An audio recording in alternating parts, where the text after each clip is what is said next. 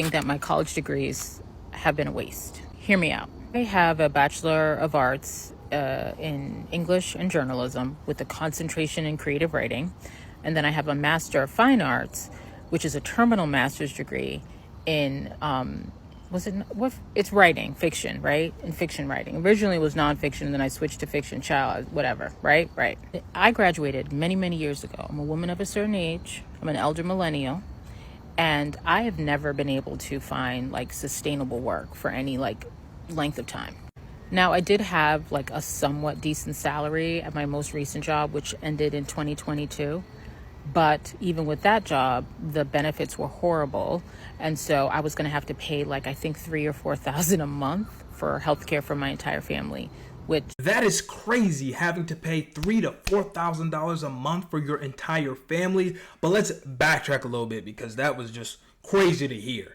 So she has multiple degrees, one in English journalism and a master's in creative writing. And I really just want to know what type of research she did in terms of what jobs are looking for people with these degrees and with these skills. What can you do with these degrees? If you are not researching what type of jobs are looking for people with those degrees, then what are you getting the degree for? Maybe you have a passion in it. And I think people should pursue their passion when money is no longer a restricting factor, meaning do something that generates a lot of money, take that money that you have generated, and then allocate that to your passion in writing, because it sounds like that's something that she likes. And she's saying she has struggled to find a good job because I don't think the job market values the degrees that she got. Even though they are important, they are things that matter to her, the job market doesn't think they are important.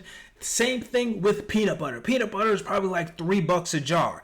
If people really had a dire love for peanut butter like they did diamonds, then the value of peanut butter would be a lot more expensive. Peanut butter would go from $3 to $100. And if you make peanut butter a lot more rare, it makes the price skyrocket even more, because the people who create the peanut butter don't determine the price per se. It's the customers in the market that determine the value of peanut butter. So taking it away from peanut butter and back to degrees, if you are not getting the salary and the pay that you like, it's because the market doesn't value that degree that you have and the skill sets that you have attained from going to college. I thought I would be the person to think this way, but I honestly believe that in 2025 and on, college is a scam.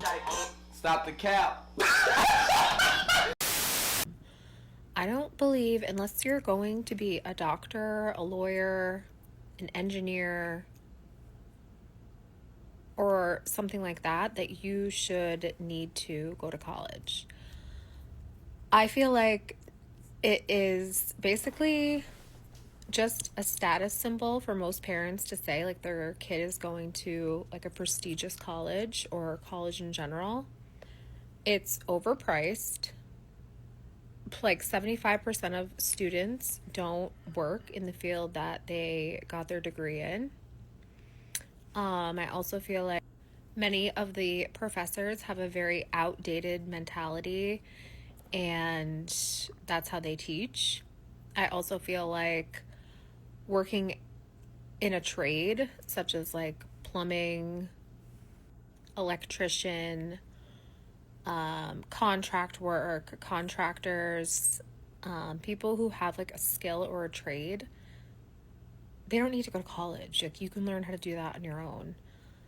I also feel like the tuition is out of control. It's like average college is $50,000 a year, and then you're left with, most people, an astronomical amount of student debt that takes years. All right, let's pause her right here. The one thing I do agree with her on is these professors are outdated. They're just like the boomers saying, oh, you can't afford a house, just work 2 jobs, work harder, go in and give them your application, they'll hire you on the spot, saying all that stupid stuff that this is not the 1950s anymore. That doesn't work. But I disagree with her that college is a scam. College is not a scam. And beyond the professions that she mentioned, doctors, lawyers, things like that, a college degree is very valuable. And the tuition, I think the tuition is overpriced. But if people continue to pay that tuition, who's stopping the college from charging that amount?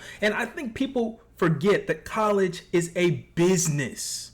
Just because these colleges say they're not for profit, that just means once they get the profits at the end of the year, they don't go to individual people and investors. They go into these trusts for these colleges that are managed, and the colleges are actually for profit. The profit just doesn't go to individual investors and people. So let's just break that myth down. So college is a business, not just this entity that's here to make your life all fairies and rainbows and unicorns. Now, let's get to her point about the trades.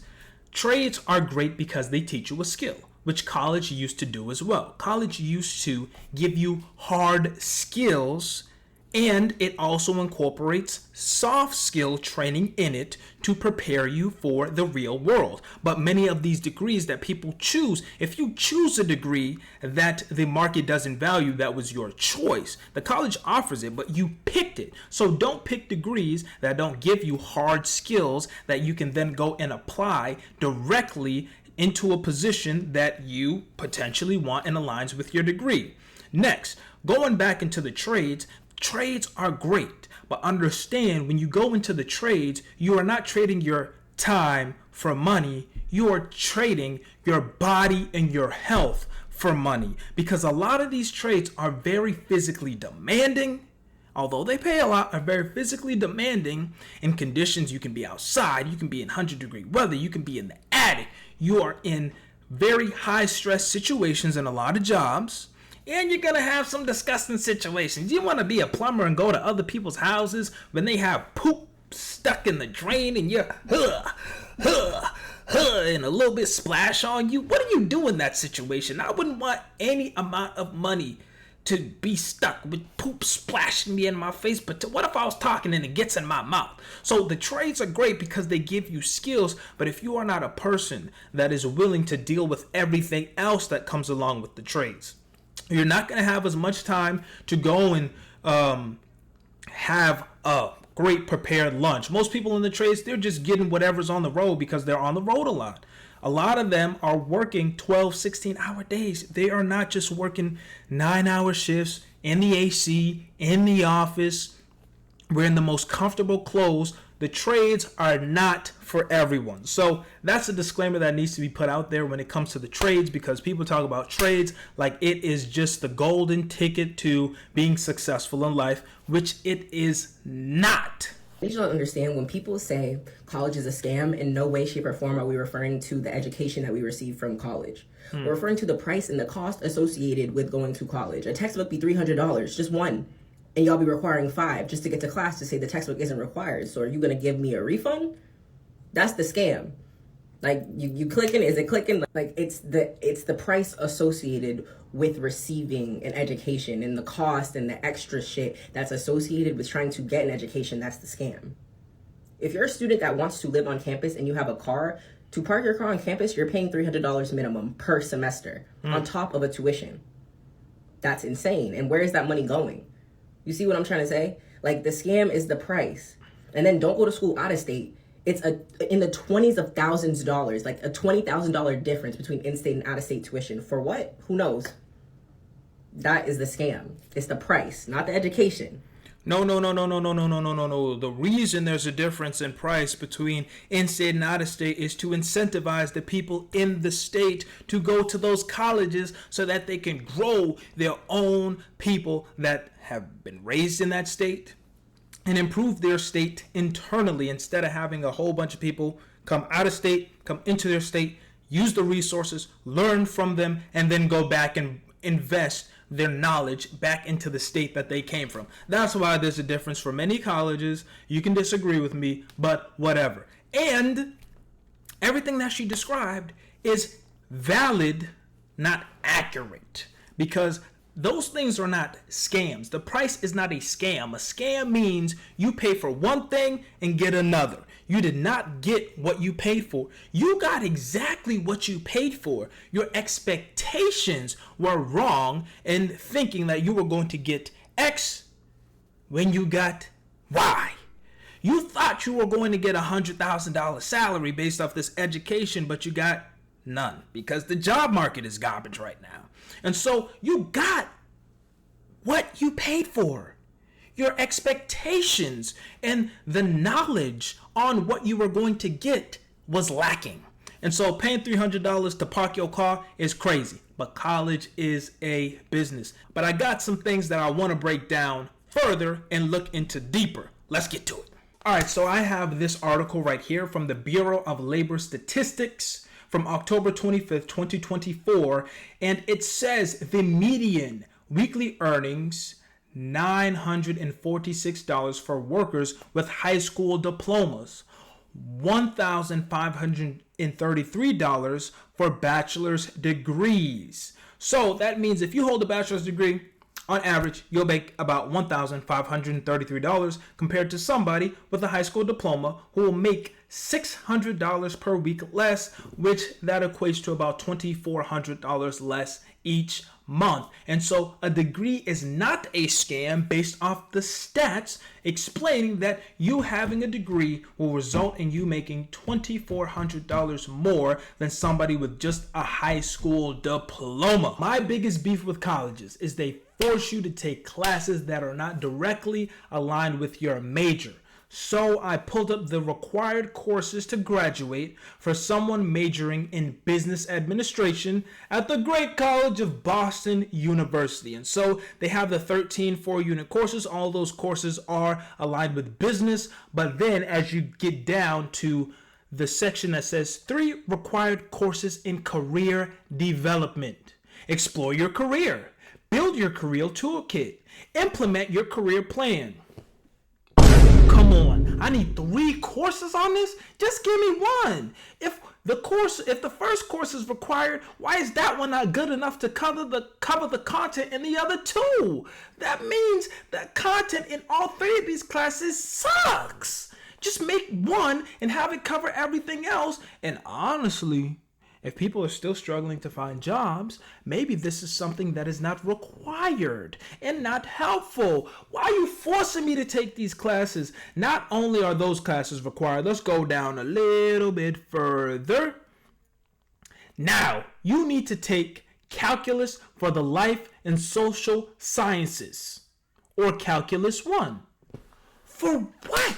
Why do I need to take calculus? I never use logs and the reverse calculations that come along with calculus ever in my life. Can I multiply, add, divide, subtract? I don't use the Pythagorean theorem, a squared, b squared, c squared. I don't care about none of that. I've never used any of that. Why is that required for somebody that is a business major? Maybe if someone wanted to be a major in stats, that makes sense, but not business. Let's keep going. 3 electives taken anywhere within Boston University. For what? Maybe to make friends and network, but when you have people's money on the line, they're paying $100,000 a year to learn. I don't care about those electives. Then as you go down further, you need first year writing seminar. What? If the person could not write, why are they at the college? Why are you testing somebody's ability to write at college? They don't need that. You shouldn't be admitting people who cannot write up to the standard that is required to be in a college and a university. That's useless. Those classes are waste. We don't need those. People don't need those. Instead, all of those classes that I mentioned, those 3 classes with career development and that calculus class and that writing class, take those 5 classes and help students get an internship so that when they graduate, they have 1 to 2 years of experience in the field so that when they apply to a job application, they have direct experience and can fill the entry level, but they really require experience for entry level, right? So that they can fill that requirement when they walk through the door. Colleges, look out for the student's best interest, but to circle back to the main point I made, college is a business. And what do they want you to do? If they equip you with all the tools within a bachelor's degree, you'll never come back for the MBA. You'll never come back for your doctorates in business administration, which I don't even know what that means. And so they breadcrumb you to take more money from you, just so that in the end, you end up with hundreds of thousands of dollars of debt, and they continue to build on their billion-dollar nest egg that they have of all the tuitions they collect. Guys, make sure you hit the subscribe button, hit the like button, and make sure you tune in for more. I'm out of here. Peace.